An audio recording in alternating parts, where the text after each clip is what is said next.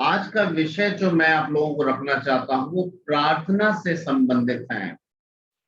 और प्रार्थना की आवश्यकता कितनी गंभीर है उसको मैं चाहता हूँ कि एक बार फिर से हम लोग समझें। अगर हम लोग दूसरा कुरिन्थियों उसका 10वां अध्याय उसका 3 से लेकर 5 तक पढ़ें।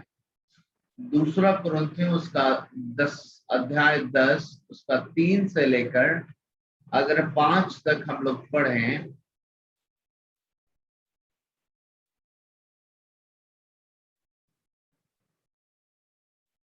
यहाँ पर ऐसा देखते हैं कि पौलुस ऐसा लिखते हैं कि यद्यपि हम शरीर में चलते फिरते हैं तो भी शरीर के अनुसार नहीं लड़ते, क्योंकि हमारी लड़ाई के हथियार शारीरिक नहीं पर गढ़ों को ढा देने के लिए परमेश्वर के द्वारा सामर्थी है। सो हम कल्पनाओं को और हर ऊंची बात को जो परमेश्वर की पहचान के विरोध में उठती है खंडन करते हैं और हर एक भावना को कैद करके मसीह का आज्ञाकारी बना देते हैं। अभी हाल में भी मैंने इस विषय पर कुछ भाई बहनों से चर्चा किया इस विषय पे कि प्रार्थना की आवश्यकता कितनी जरूरी है एक मसीह के लिए। आप सभी को मेरी आवाज क्लियर आ रही है? किसी को सुनने में कोई दिक्कत तो नहीं ना? ठीक है। यहाँ पर देखते हैं कि परमेश्वर का वचन ऐसा बताता है कि हम शरीर में तो चलते फिरते हैं लेकिन हमारे लड़ाई के हथियार कैसे हैं? शारीरिक नहीं है और गढ़ों को बिठा देते हैं। लेकिन जो भी हथियार हम लोगों को परमेश्वर ने दिया है आत्मिक रूप से, परमेश्वर के द्वारा, लिखा है किसके द्वारा? परमेश्वर के द्वारा सामर्थी है हमारे आत्मिक हथियार। पौलुस कहते हैं हम लोग चलते शरीर में हैं, लेकिन अगर कोई युद्ध आत्मिक या शारीरिक हमारे जीवन में आए तो हम आत्मिक हथियार से ही लड़ना है और वो हथियार को इस्तेमाल करने के लिए जो शक्ति है परमेश्वर के द्वारा ही मिलती है और वो इतनी सामर्थी है कि हम गढ़ों को भी गिरा सकते हैं। और उसके आगे देखते हैं कि लिखा है कि हम कल्पनाओं को और हर ऊंची बात को, यहां पर थोड़ा सा ध्यान दीजिएगा, कल्पनाओं को और ऊंची बात को जो परमेश्वर के पहचान के विरोध में उठती है खंडन करते हैं और हर एक भावनाओं को कैद करके मसीह का आज्ञाकारी बना देते हैं। यहां पर थोड़ा सा समझने की बात है। मैंने अपने जीवन में देखा है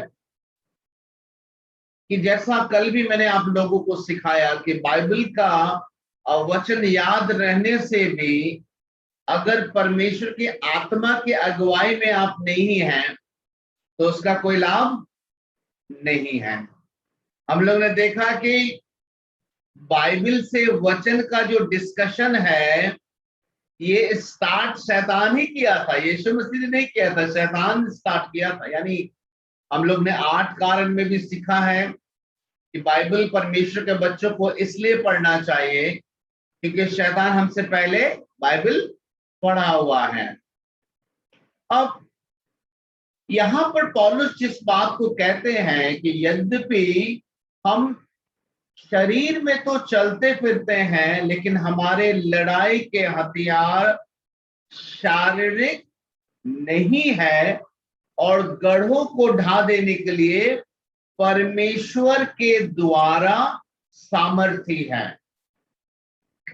मेरे प्यारे भाई बहन, मसीह जीवन में ये वचन वास्तव में बहुत बड़ी चुनौती है हम लोगों के लिए कि हम शरीर में तो चलते फिरते हैं, लेकिन अगर हमारे विरोध में निंदा, अपमान, अशुद्ध बात, शारीरिक रूप से प्रहार किया जाए, हर प्रकार का झूठ बोला जाए, वो जैसे ही शुरू होता है हम तुरंत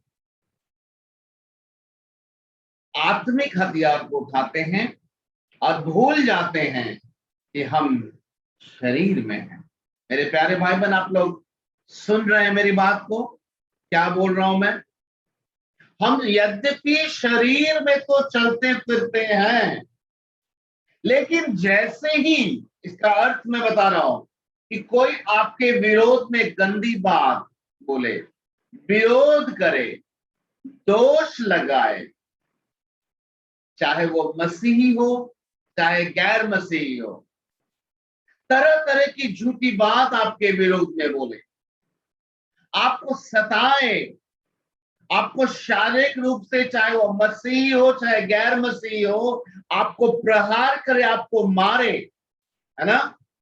ये जैसे ही ये परिस्थितियां आए एक मसीही के लिए, पौलुस कहता है जैसे ही ऐसा आपके जीवन में होता है, विरोध की अवस्था आती है, चाहे आपके विरोध में गंदी बात बोली जाती है, झूठ बोला जाता है, आपको मारा जाता है, आप तुरंत आप अपने हथियार को जो ढूंढने जाते हैं, वो हथियार जो जवाब देना चाहते हैं उन लोगों का, वो हथियार को लेने के लिए आप परमेश्वर के चरणों में जाते हैं।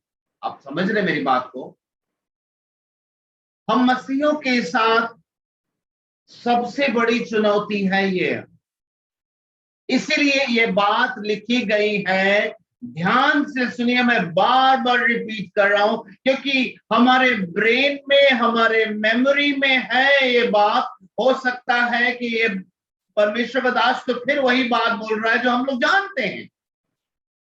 मैं कहना चाहता हूं, आपके मेमोरी में है, आप जानते हैं, आपका ये तन, आपका ये मन, आपका ये प्राण, आपका ये आचरण, आपकी ये आत्मा नहीं जानती है, क्योंकि मसीह के वचनों को आपने अपने जीवन में ग्रहण कई बार नहीं किया होता है। तो हम जैसे ही पता चलता है कि कोई मेरे बारे में झूठ बोला है, कोई मेरे बारे में दोष लगाया है, कोई मेरे बारे में विरोध की बात बोला है, हम लोग तुरंत दोष का जवाब दोष से, गलत का जवाब गलत से, अपनी सफाई को देने का उपाय लगाते हैं। हर प्रकार का जो शारीरिक मनुष्य जैसा करता है, हम वैसा ही करना शुरू कर देते हैं मेरे प्यारे भाई।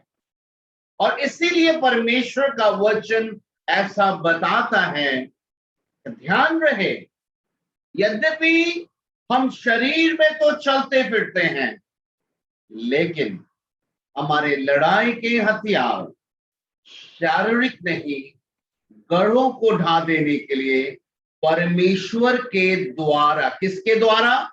परमेश्वर के द्वारा सामर्थी है। अब गौर से सुनिए, ये क्या कहना चाहता है, इसको और थोड़ा सा प्रैक्टिकल वे में समझिए। हम जहां पर रहते हैं, यहां पर हमारा जो मकान मालिक है, कुछ दिन पहले की घटना है कि कोई व्यक्ति जो है आकर जो है उनका नाम लेकर खोजने लगा और अशुद्ध बात गाली देने लगा। समझ रहे हैं ना आप लोग? तो जब ऐसा घटना हुआ तो थोड़ी देर के बाद हम लोग क्या देख रहे हैं बालकोनी से कि ढेर सारे लोग मोटरसाइकिल से, बाइक से, इनके रिश्तेदार लोग अलग अलग रंग का जो है बांस वाला डंडा, फट्टी सब लेके पहुंच रहे हैं और सारे इन हथियारों को एक जगह लोग जमा कर दिए और अब रेडी हैं जब जैसे ही अब गाली देगा उधर का लोग, तो अपना डंडा उठाएंगे और अब जवाब देंगे। समझ रहे ना? जैसे ही घटना हुआ तो डंडा अभी रेडी है। तो संसार के लिए क्या है कि यद्यपि वो शरीर में चलते फिरते हैं और हथियार भी शारीरिक है, ठीक उसी जगह अगर हम लोग हैं तो पवित्र शास्त्र बाइबल बताते हैं कि जब स्टेफनस को, जब वो प्रचार कर रहा था और चारों ओर से लोग पत्थर से उसको मार रहे थे और दांत पीस रहे थे, तो वो भी अपना हथियार निकाला। क्या निकाला मालूम है? घुटने पे चला गया। सारे लोग पत्थर मार रहे हैं और ये कहां पे जा रहा है? घुटने पर। और घुटने पे जाकर प्रार्थना कर रहा। आप सिर्फ थोड़ा सा कल्पना कीजिएगा, चारों ओर से पत्थर है, भीड़ है, और आप सोच के देखिए जब पत्थर से आपको पता हो कि इस प्रकार से मारा जाना है कि आपकी जान निकल जाए, आप अंदाजा लगाइएगा कि कोई इंसान बीच भीड़ में ऐसे करके प्रार्थना कर रहा है, और कोई पत्थर उसकी आंख में लग रहा होगा तो आंख फूट रहा है, कोई यहाँ पे लग रहा होगा तो ये फूट रहा है, कोई पीठ पे मार रहा होगा, और ये भी अपना हथियार को अभी उठा लिया है, क्योंकि स्टिफनस जानता था कि यद्यपि हम शरीर में तो चलते फिरते हैं, लेकिन अगर लड़ाई करना होगा तो मेरा हथियार शारीरिक नहीं है, और गढ़ों को भी ढा देने के लिए परमेश्वर के द्वारा, परमेश्वर के द्वारा सामर्थ्य है। वो लोग मारते जा रहे हैं, मारते जा रहे हैं, और स्टिफनस लिखा है आत्मा में भरता जा रहा है। हालेलुया, परमेश्वर की स्तुति। ये लोग मार रहे हैं और ये आत्मा में लिख रहा है, परमेश्वर का वचन बता रहा, ये भरता जा रहा है। और हालात इतने अच्छे हो गए, स्टिफनस, अच्छे मैं बोल रहा हूं, इतने अच्छे हो गए कि लिखा है, स्टिफनस कह रहे हैं मैं स्वर्ग को खुला हुआ और यीशु मसीह को खड़ा हुआ अपने सामने देख रहा है। और ना केवल यीशु मसीह को देखा, स्तिफनस ने यह भी कहा कि पिता इनके अपराध को क्षमा कर दे, इनके लहू का जो है इन पे दंड मत लीजिएगा। और गढ़ों को भी ढा दिया। जानते हैं कैसे? ये पौलुस जो ये वचन को पवित्र आत्मा की अगुवाई में जो लिख रहा है कुरिन्थियों की पत्री में, गौर से सुनिए, यद्यपि हम शरीर में तो चलते हैं लेकिन हमारे लड़ाई के हथियार शारीरिक नहीं है। पौलुस को मैं विश्वास करता हूं शायद पौलुस इस बात को इसलिए लिख रहा है क्योंकि जिस समय वो शाऊल था, वो जो पत्थर से जब स्तिफनस को मारा जा रहा था, तो ये शाऊल भी वहीं खड़ा होकर देख रहा था कि किस प्रकार एक मसीही को जब हथियार उठाना होता है, हालांकि था तो शरीर में, बात तो शरीर में कर रहा था, वचन की बात कर रहा था, जब लोग अपना हथियार उठाए, पत्थर ईंटा, तो ये भी अपना हथियार आत्मिक उठा लिया। इसने देखा कि जब ये आत्मिक हथियार उठाया तो हुआ क्या? इसने देखा कि इतने पत्थर मारने वाले लास्ट में निराश होके गए। क्यों? क्योंकि जिसको पत्थर मारा था वो तो और भी आत्मा में भर गया, और इतना आत्मा में भर गया कि वो तो स्वर्ग को खुला हुआ और यीशु मसीह का दर्शन देख रहा है। और ना केवल यीशु मसीह का दर्शन देख रहा है, वरन साथ ही साथ इन लोगों को क्षमा कर रहा है। और मेरे प्यारे भाई बहन, दुनिया भर के बाइबल स्कॉलर्स, सारे लोग जिन्होंने बाइबल को अध्ययन किया है, सबका ऐसा मानना है कि पूरी बाइबल में यीशु मसीह को हमेशा सिंहासन पे विराजमान बताया जाता है। सिर्फ एक घटना है स्तिफनुस के समय में जहां पर यीशु मसीह को खड़ा दिखाया गया। सबका मानना है कि उस समय स्तिफनस ने जो आत्मिक हथियार उठाया था कि विरोध का बदला विरोध नहीं, सताव का बदला सताव नहीं, बैर का बदला बैर नहीं, लेकिन आत्मिक हथियार जो परमेश्वर के द्वारा सामर्थ्य है, उसने प्रार्थना किया और उनको क्षमा किया। यीशु मसीह खड़ा होकर इसलिए खड़ा दिखाया गया क्योंकि यीशु मसीह स्तिफनस को स्वर्ग में स्वागत करने के लिए पहली बार खड़ा था। हालेलुया। मेरे प्यारे भाई बहन, जब हमारे ड्राइंग रूम में हम होते हैं और अचानक से कोई गेस्ट आ जाता है, हम जल्दी से खड़े हो जाते हैं। ये कितना अद्भुत घटना है। और हम देखते हैं ये शाऊल भी कहीं ना कहीं पौल बनने के पीछे एक बहुत बड़ा कारण था। और आप सोच के देखिए, एक फरीसी के जीवन का इतना बड़ा गढ़ कैसे गिरा।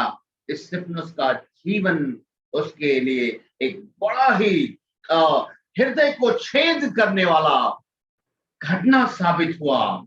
और साथ ही साथ हम देखते हैं कि स्तिफनस आत्मिक हथियार को उठाने की वजह से वो उसी घड़ी यीशु मसीह के पास स्वर्ग चला गया और बाकी लोगों के लिए भी एक आदर्श दे गया।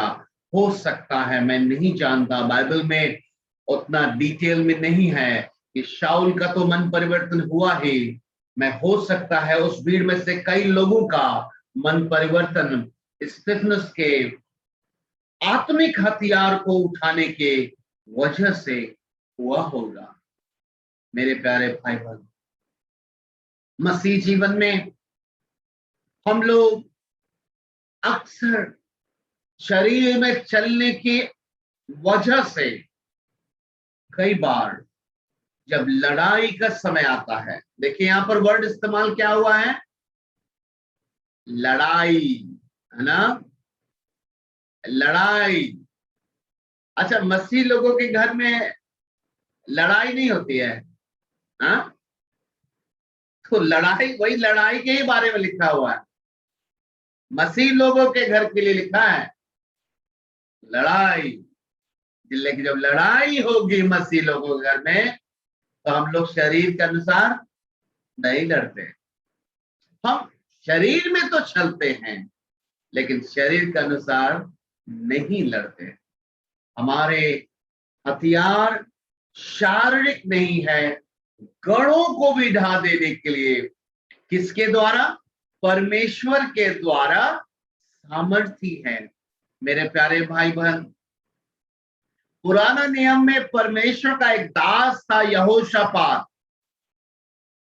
यहोशापात नाम था। और जब उसके सैनिकों ने खबर दिया कि राजा स्वामी, बहुत बड़ी आर्मी हम लोगों के क्षेत्र में आ रही है हम लोगों को जान से मारने के लिए, सारे अस्त्र शस्त्र के साथ बहुत बड़ी आर्मी आ रही है हम लोगों को मारने के लिए, बहुत बड़ा खतरा है। मेरे प्यारे भाई बहन, यही वचन को वहां पे भी पूरा होते देखते हैं। यहोशापात, परमेश्वर का दास, जब खबर मिली कि चारों ओर से हम लोग गिर रहे हैं, चारों ओर से आर्मी आ रही है हम लोगों को मारने के लिए, आपको पता है यहोशापात ने ये नहीं कहा कि डंडा निकालो, हॉकी स्टिक निकालो, भाला निकालो। आपको पता है यहोशापात ने क्या कहा? ऐसा लगेगा जैसे स्तिफनुस ने क्या किया, सब तरफ से पत्थर मार रहे हैं तो घुटने पर जाके प्रार्थना कर रहे हैं। संसार के नजर में सही में मूर्खतापूर्ण लगेगा, है ना। जब यहोशापात को पता चला कि चारों ओर से सैनिक आ रहे हैं मारने के लिए, तो बाइबल बताती है कि यहोशापात ने अपने उस शहर में, अपने राज्य में घोषणा कराई। और घोषणा यह थी कि सारे लोग जल्दी से उपवास प्रार्थना में बैठ जाए। बड़ा अजीब बात है। चारों ओर से आप सोच के देखिए, आपको खबर मिले कि लोग मारने के लिए आ रहे हैं, डंडा और भाला और बर्छी लेकर, और आप बैठेंगे उपवास करने, कुछ ना कुछ तो उपाय करेंगे। और यहोशापात समझता था कि परमेश्वर हमारे साथ है। उसने कोई चिंता नहीं किया, पूरे राज्य को खबर भेजा, जो जिस घर में है, जहां भी है, सभी लोग उपवास प्रार्थना में तुरंत बैठ जाएं। और सारे लोग, गौर से सुनिए, उपवास प्रार्थना में बैठ गए। इधर भाला और डंडा लेकर लोग आ रहे मारने के लिए टिड्डियों के समान, और ये छोटा सा झुंड अपने बचाव के लिए कर क्या रहा है? तो उपवास प्रार्थना कर रहा है। और जब ये प्रार्थना में लौलीन थे, जब ये पूरे एक तन मन से लग होकर प्रार्थना कर रहे थे, तो एक मसीह के अंदर परमेश्वर का आत्मा उतर आया। और वो परमेश्वर का आत्मा ने कहा कि अब ये युद्ध तुम लोगों का नहीं, अब ये युद्ध मेरा है। प्रभु कहता है, हालेलुया, परमेश्वर की स्तुति हो। जब हम प्रार्थना में जाते हैं, जब हम हथियार नहीं उठाते हैं, तो परमेश्वर कहता है ये युद्ध तेरा नहीं, ये युद्ध मेरा है। और हम देखते हैं यहोशापात और उसकी प्रजा के लोग अद्भुत तरीके से उस दिन बचाए जाते हैं, और विरोधी का पूरा सर्वनाश होता है। वो इसलिए कि यहोशापात ने परमेश्वर के वचन के अनुसार शारीरिक हथियार ना उठाकर आत्मिक हथियार उठाया, प्रार्थना का निर्णय लिया, और अद्भुत रूप से जो है परमेश्वर ने आजाद किया। मेरे प्यारे भाई बहन, हम लोगों के लिए मैं एक बात कहना चाहता हूं, गौर से सुनिए। समस्या हम लोगों के साथ क्या आ रही है? यहां पर लिखा है, हम कल्पनाओं को और हर एक ऊंची बात को। देखिए, जब हम लोग बाइबल स्टडी करते हैं, हमारे पास नोट्स होता है, हम सब कुछ समझने लगते हैं, तो क्या होता है? अंधकार की शक्ति या कोई विरोधी व्यक्ति, कोई ऐसे विचार हम लोगों को डाले जो वचन से बाहर है, तो वचन से हम कई बार जांच सकते हैं कि ये गलत है। समझ रहे मेरी बात को? वचन से आप जांच सकते हैं ये गलत है। लेकिन जब वही विचार अगर भावना के रूप में हमारे पास आता है, मेरे प्यारे भाई बहन, उस समय बाइबल स्टडी काम नहीं आता है। उस समय तो सिर्फ एक ही चीज काम आता है, हमारा संबंध जीवते परमेश्वर के साथ कैसा है। मेरे प्यारे भाई बहन, गौर से सुनिए। अगर आपको सुबह के किसी समय में अगर आपको कोई बोले कि देखो ऐसा होने वाला है, तुमको क्रोध आ सकता है, अभी वो घटना नहीं हुई है, क्रोध आ सकता है, आप विचारों से, वचन से स्मरण कर सकते हैं कि सही बात है, क्रोध के द्वारा हम परमेश्वर के धर्म का परिपालन नहीं कर सकते। आप वचन से काट सकते हैं इस विचार को। लेकिन जिस समय क्रोध आ जाएगा, उस समय वचन की मेमोरी से आप नहीं जीतोगे। मेरे साथ आपको पता है कि व्यभिचार एक बहुत गंदा अपराध है, जिसमें हम परमेश्वर के द्वारा इस खरीदे गए इस देश से परमेश्वर के विरोध में काम करते हैं, आपको पता है। लेकिन विचार के रूप में आ रहा है तो आप सामना करेंगे, लेकिन एक एहसास के रूप में अगर आपके शरीर में व्यभिचार आ गया, उस समय आपका नॉलेज बाइबल स्टडी नहीं काम आएगा। आपने कितना समय प्रार्थना में बिताया है, वही काम आएगा। मेरे प्यारे भाई बहन, गौर से सुनिए, आप सब जानेंगे, मेरी बात को समझिए। कई बार जब आपको किसी भाई किसी बहन के लिए विरोध होता है, आपका हृदय कहता मैं नहीं क्षमा करूंगा, मैं इसको नहीं क्षमा करूंगी। आप विचारों से तो बिल्कुल ठीक समझ रहे होते हैं कि नहीं, ये गलत है, मुझे क्षमा कर देना चाहिए, आप विचार से ठीक काट ले रहे हैं। लेकिन अंदर जो एहसास है, जो एक कल्पना, ये जो भावना जो अंदर उठ रही है, आप उससे नहीं जीत पा रहे हैं। और अंततः आपका बुद्धि कह रहा है मुझे क्षमा करना चाहिए, लेकिन अंदर का जो भावना है, क्योंकि वो प्रार्थना में नहीं बैठा है, इसलिए अंदर का व्यक्ति कह रहा है अभी नहीं, अभी नहीं, अभी नहीं, अभी नहीं करे, जबकि उसको दिमाग से, अपनी समझ से स्पष्ट मालूम है कि ये गलत है, मुझे क्षमा करना है, लेकिन अंदर का मन नो नो।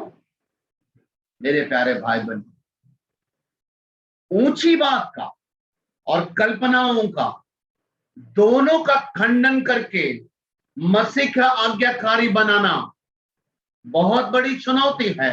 और इस चुनौती में, इस दुनिया में केवल वही मसीह जय प्राप्त कर सकते हैं जिनका बाइबल स्टडी और प्रार्थना का जीवन दोनों ही एक साथ चलता हो। एक साथ का मतलब, जब हम लोग पृथ्वी पर चलते फिरते हैं तो दोनों कदम से चलते हैं, एक पैर इधर बढ़ा, दूसरा पैर इधर, दोनों बराबर से चलते हैं ना, दोनों बराबर से चलते हैं। अगर इक्वली बराबर से हमारा बाइबल स्टडी और प्रार्थना नहीं रहेगा, मेरे प्यारे भाई बहन, आपका नॉलेज एक तरफ रखा रह जाएगा बाइबल स्टडी का, और प्रार्थना रहित जीवन होने के वजह से आप पाप करते चले जाएंगे। मेरे प्यारे भाई बहन, मैं अपने जीवन की सेवकाई का मैंने एक बहुत ही कुरूप चेहरा को देखा है। मैं अपनी सेवकाई के अंदर एक बहुत ही कुरूप चेहरा, बहुत ही गंदा चेहरा मैंने देखा है। मेरे कलीसिया में जो लोग बाइबल स्टडी में फर्स्ट सेकंड थर्ड आने वाले जो लोग थे, वही लोग सबसे ज्यादा आगे रहे कलीसिया को बदनाम करने में। वही लोग सबसे आगे आज भी हैं कलीसिया पर कलंक लगाने में। हालांकि मैं निश्चय कह सकता हूं कि जब जब वो प्रार्थना में बैठते होंगे, आज भी पवित्र आत्मा उनको कायल करता है कि तुमने परमेश्वर के दास के समान, किसने तुम्हें उंगली पर के चलना सिखाया है, तुमने गलत किया है।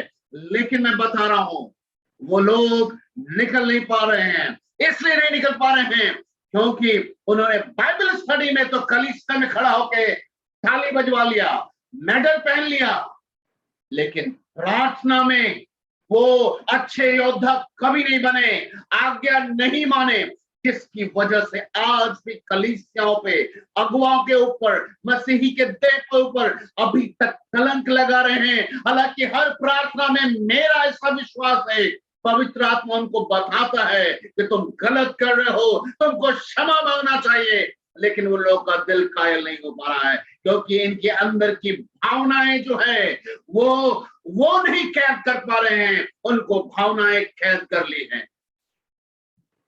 मेरे प्यारों, ये हमारी आपकी भी कहानी।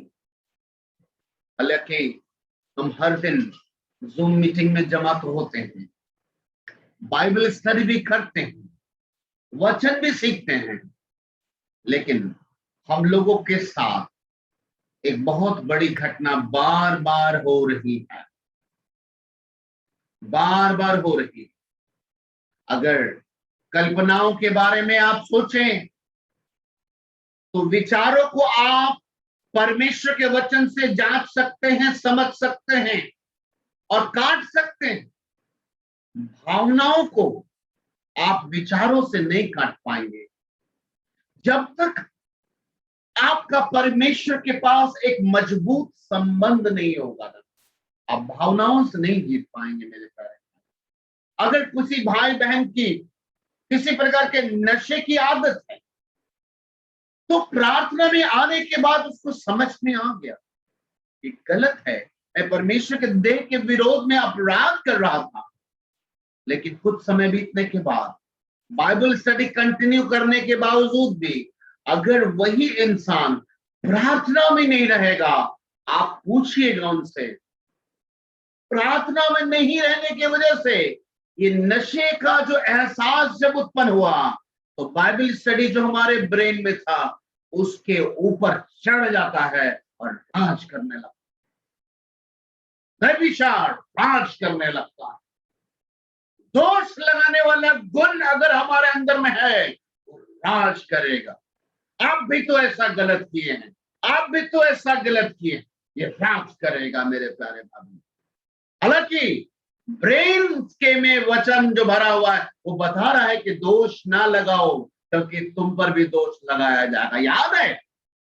लेकिन अंदर में जो एहसास है, वो जो फीलिंग है, वो उसको दास बनाकर फाइनली वही पूरा करता है जो कल्पनाओं में छिपा है। और पौलुस कहता है, अगर आत्मिक हथियार उठाना है तो हमारा टारगेट क्या है? टारगेट केवल विचारों को नहीं, लेकिन भावनाओं को भी कैद करना। मेरे प्यारे भाई बहन, मसीही समाज में ये बहुत ही कॉमन है। आपको घर घर में ऐसे मसीह मिल जाएंगे जो किसी के विरोध में कुछ रखे हैं। उनसे पूछिए कि क्षमा करना जरूरी है कि नहीं, बोलेंगे हाँ। कब क्षमा करना चाहिए? अभी। तो क्या आप अभी करेंगे? बोलेगा नहीं। अभी गले लगाएंगे? तो नहीं। क्यों? क्यों? क्यों? आपको मालूम है कि अगले पल में यीशु मसीह नहीं आ रहा है? नहीं मालूम है तो करिए ना। अभी नहीं। क्यों ऐसा वो स्त्री बोलती है? क्यों वो पुरुष ऐसा बोलता है? मालूम है, इसलिए बोलता है तो विचारों को तो कैद करना सीख गया, लेकिन परमेश्वर की उपस्थिति से दूर रहने के कारण यहाँ का टेम्परेचर, गौर से इधर देखिए, यहाँ का टेम्परेचर और हार्ट का टेम्परेचर अलग है। यहाँ का मौसम और यहाँ का मौसम अलग है। यहाँ का मौसम बता रहा है एवरीथिंग इज राइट, सब सही है, करना चाहिए, लेकिन हार्ट हृदय गंध से भरा हुआ है, विरोध से भरा हुआ है, अशुद्ध कामना से भरा हुआ है। क्योंकि बाइबल में ऐसा लिखा है कि बाइबल पढ़ने से एक आत्मा हो जाता है, ऐसा नहीं लिखा है। लिखा है क्या? बाइबल पढ़ने से परमेश्वर के साथ एक आत्मा नहीं होता है। जो परमेश्वर की संगति में रहता है वो परमेश्वर के साथ एक आत्मा हो जाता है। और यही वजह है मेरे प्यारे भाई बहन, हम हर बार ऐसी जगहों पर हम यीशु का हाथ छोड़कर आगे निकल जा रहे हैं। लेकिन मुझे डर है, हम नहीं जानते किस समय रैप्चर होगा। फिर से सुनिए, यीशु मसीह के शब्दों में यीशु मसीह का वचन कैसा बताता है। अगर आप मेरे साथ पुराना नियम में यिर्मयाह उसका 17 अध्याय निकालें, यिर्मयाह उसका 17 अध्याय जल्दी से निकालिए आप मेरे साथ। यिर्मयाह पुराना नियम, यिर्मयाह उसका 17 अध्याय उसका 9 और 10। यिर्मयाह 17 अध्याय उसका 9 और 10। यहां पर देखिए कल्पनाओं के बारे में पौलुस अभी कुरिन्थियों के पत्री में जो समझा रहा है कि कल्पनाओं को वश में करने के लिए, कैद करने के लिए, जिन कल्पनाओं को पौलुस कैद करने के लिए बोल रहा है, जिन कल्पनाओं को पौलुस बोल रहा है मसीह का आज्ञाकारी बना देने के लिए, उन्हीं कल्पनाओं के विषय में परमेश्वर का क्या विचार है। पवित्र आत्मा की अगुवाई में पौलुस कह रहे हैं, पवित्र आत्मा की अगुवाई में, कि कल्पनाओं को कैद कर लो। ये पौलुस पवित्र आत्मा की अगुवाई में कह रहे हैं। लेकिन परमेश्वर का क्या विचार है इन कल्पनाओं के बारे में? थोड़ा सा परमेश्वर का विचार जो पुराने नियम में भविष्यवाणी की गई थी, जरा देखें तो परमेश्वर का क्या विचार है। क्या सचमुच इतना सहज बात है जो परमेश्वर कहता है? देखिए क्या लिखा है यहां पर। ऐसा लिखा है, मन तो सब वस्तुओं से अधिक, सब वस्तुओं से अधिक धोखा देने वाला होता है, उसमें असाध्य रोग लगा है, उसका भेद कौन समझ सकता है। मैं यहोवा मन की खोजता और हृदय को जांचता हूं, ताकि प्रत्येक जन को उसकी चाल चलन के अनुसार उसके कामों का फल दूं। हालेलुया।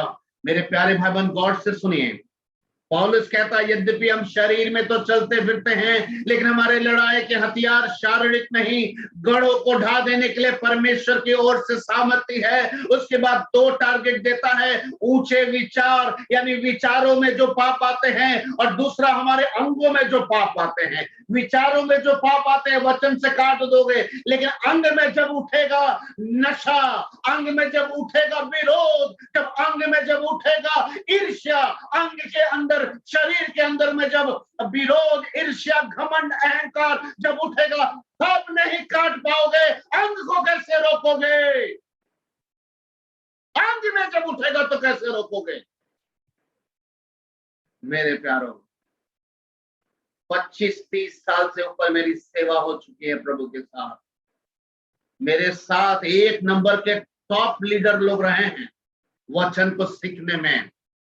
एकदम एग्जैक्ट मैं कहीं प्रचार कर रहा होता था, मैं जैसे मुझे कोई रेफरेंस देना होता था, ऐसे समय क्या नाम लो भाई लोगों का, कि जैसे ही मैं ऐसे घूमता था वो पहले से रेफरेंस निकाल लेते थे। उनको पता था कि भैया अब ये वाला वचन बोलने वाला है। ठीक, लेकिन आज उन लोगों का जीवन सिर्फ ड्रामा है। वो ऊपर से तो दिखाते हैं मसीह हैं, लेकिन बाइबल में जिसे लिखा सूखा हुआ कुआं के समान है। वो दूसरों को तो स्वतंत्रता की बात बोलते हैं, लेकिन खुद दास है पाप के।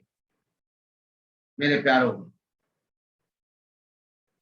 जिस मन के बारे में, जिस कल्पनाओं को कंट्रोल करने के बारे में बोल रहा है, थोड़ा सा ठीक से आज की शाम सोचिएगा। हम लोग नहीं समझ रहे हैं, इसलिए नहीं गिर रहे हैं। हम लोग पाप के बारे में, गंदी आदतों के बारे में, नशा के बारे में हम लोग नहीं समझ रहे हैं, इसलिए नहीं गिर रहे हैं। हम लोगों को कंट्रोल नहीं है अपने ऊपर, इसलिए गिर रहे हैं हर बार। आपको समझ में आ रही मेरी बात? हम लोगों को अपनी आत्मा पे, अपने मन पे, अपने विचारों पे अभी तक कंट्रोल नहीं है, इसलिए सही। तो क्या हम केवल बाइबल स्टडी पे कॉन्सेंट्रेट करें? क्या आवश्यक नहीं कि स्टेफनस के समान, यहोशापात के समान इस बात को समझते हुए कि पत्थर बाहर से नहीं, मेरे अंगों में कोई मार रहा है शैतानी शक्ति, विरोधी यहोशापात के समान कोई बाहर से नहीं मेरे अंगों में है। इसके लिए मुझे उपवास प्रार्थना की जरूरत है, मुझे प्रार्थना में आने की जरूरत है, ताकि परमेश्वर का आत्मा कहे कि अब यह युद्ध तुम्हारा नहीं मेरा है। ताकि आप कहें कि जैसा पौलुस ने कहा है कि यद्यपि शरीर आत्मा के और आत्मा शरीर के विरोध में युद्ध करता है, लेकिन अगर आत्मा के अनुसार चलोगे तो शरीर की लालसा किसी रीति से पूरी नहीं करोगे। मेरे प्यारे भाई बहन, अगर मेरे साथ आप एक और वचन निकालें, नीति वचन उसका 4 अध्याय उसका 23 वचन, नीति वचन उसका 4 अध्याय उसका 23 वचन। पुराना नियम में नीति वचन 4 उसका 23, यहां पर लिखा है,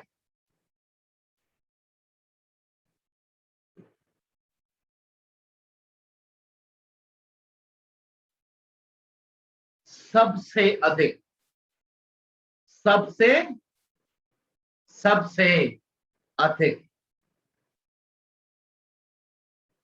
अपने मन की रक्षा करना, सबसे अधिक, सबसे अधिक अपने मन की रक्षा करना, क्योंकि जीवन का मूल स्रोत वही है सबसे अधिक। हम लोग कहां पर हार रहे हैं? आपको समझ में आ रहा है? हम ज्ञान, बुद्धि, प्रकाशन में सबसे अधिक मेहनत कर रहे हैं, लेकिन सबसे अधिक बाइबल बताती है अपने मन की रक्षा करना। क्यों? क्योंकि जीवन का मूल स्रोत वही है।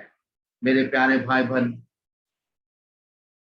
इतने लंबे समय की सेवकाई में बहुत सारा बाइबल स्टडी, बहुत सारा अनुभव, कुछ काम नहीं आया हमारे साथ रहने वाले भाई बहनों का, इसलिए उन्होंने अपने मन की रक्षा नहीं की। और बाइबल बताती है कि मन के बारे में हम लोगों ने अभी सीखा कि इसको क्या लगा हुआ है, इसको रोग लगा हुआ है, रोग। और इसका भेद कौन समझता है? हम लोग समझ सकते हैं? नहीं, सिर्फ परमेश्वर ही समझता है कि हमारे मनों में असाध्य रोग लगा है, और इसका भेद सिर्फ परमेश्वर ही जानता है। मैं पूछना चाहता हूं, आज अगर हम लोगों को ये बात समझ में आ रही है, हम लोग प्रतिदिन वचन को जानने के बाद कभी अपने आप से पूछिएगा, तो अभी हम पाप क्यों करते हैं? हम परमेश्वर के वचन को जानने के बाद, समझने के बाद क्यों गिर रहे हैं? परमेश्वर के वचन को जानने के बाद हमारे अंदर में दोष लगाने वाली गंदी आदत क्यों काम कर रही है? हमारे अंदर परमेश्वर के वचन को जूम मीटिंग में बीते 90 दिन से भी ज्यादा प्रतिदिन सीखने के बाद भी अभी भी ईर्ष्या और अहंकार जैसी चीजें क्यों काम कर रही है? अभी भी नशा क्यों सता रहा है? अभी भी विरोध क्यों आ रहा है मन में? आप पूछिएगा अपने आप से, तो आपको उत्तर मिलेगा। वो इसलिए आपने जो सबसे अधिक अपने मन की रक्षा करना था वो नहीं किया। और उसके लिए करना क्या होगा? आत्मिक हथियार उठाना होगा। आत्मिक हथियार के लिए मैं आप सभी को आज रिक्वेस्ट करता हूं, प्लीज प्रार्थना में जाइए, प्रार्थना में समय बिताइए, क्योंकि एक दिन प्रभु यीशु मसीह के आगमन के दिन थे। बाइबल में हम लोगों ने सीखा कि परमेश्वर यहोवा हृदय और मन को जांचने वाला परमेश्वर। हम लोग ज्ञान और बुद्धि से अच्छी अच्छी गवाहियों को देते रहेंगे, दुनिया तो देखेगी, ताली बजाएगी, लेकिन हमारे मनों को तो जूम मीटिंग में ना तो अमित भैया जांचेंगे, ना कोई भाई बहन जांच सकता है, लेकिन जांचने वाला तो हमारा परमेश्वर है। मेरे प्यारों, सिर्फ बाइबल स्टडी से काफी नहीं है। हम देखें कि यीशु मसीह की परीक्षा के समय में बाइबल वाला तो डिस्कशन, बाइबल बाइबल क्यूज, तो बाइबल गेम तो शैतान ने शुरू किया था। जाओ बाइबल खेलें हैं। आजकल बहुत सारा पास्टर लोग इधर से एक तो वचन एसएमएस मारता है, तो उधर से एसएमएस मारता है। बाइबल वाला गेम बहुत चल रहा है। स्टेटस में रोज सुबह उठती है कोई बात, स्टेटस में लगा देती है बाइबल का वचन, तो दूसरी वाले सोचती है हम पापी हैं क्या, हम भी लगा देते स्टेटस, है ना। ये बाइबल वाला गेम बहुत चल रहा है। मेरे प्यारों, ये तो शैतान भी किया था बाइबल गेम, उससे साबित क्या होता है? भाई बहन मत साबित कीजिए। आपने मुझको देखा कि मैं आप लोग के समान स्टेटस में बाइबल गेम खेलता हूं क्या? कभी नहीं। क्या जरूरत है? अरे हमको तो लग रहा है कि हम एक भी बाइबल का रेफरेंस वहां पे तब लगाएंगे जब हमको लगेगा कि हम खुद चल पा रहे हैं कि नहीं।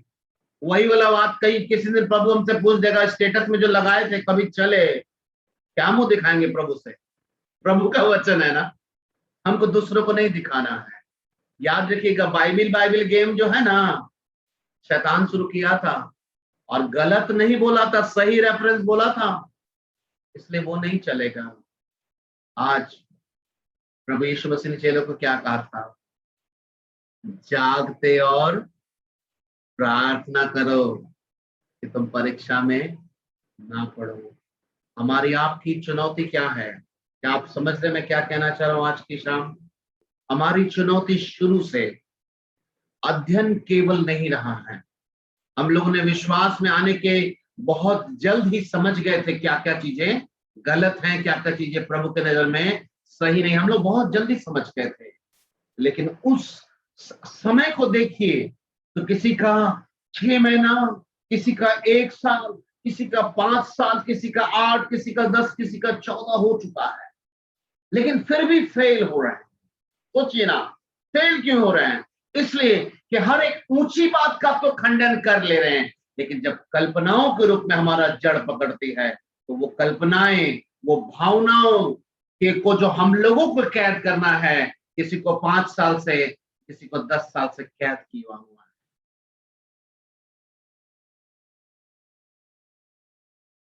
एक मिनट,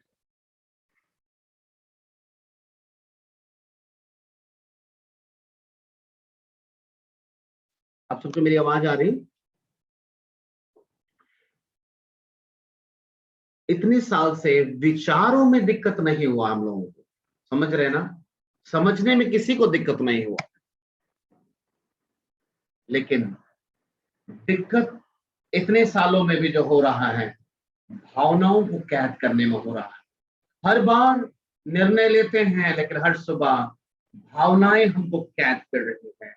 आइए हम लोग स्टेफनस के समान, यहोशापात के समान, दाऊद के समान प्रार्थना में जाएं आज से और कहें, हे मेरे मन, यहोवा को धन्य कर और उसके किसी उपकार को तू ना भूलना।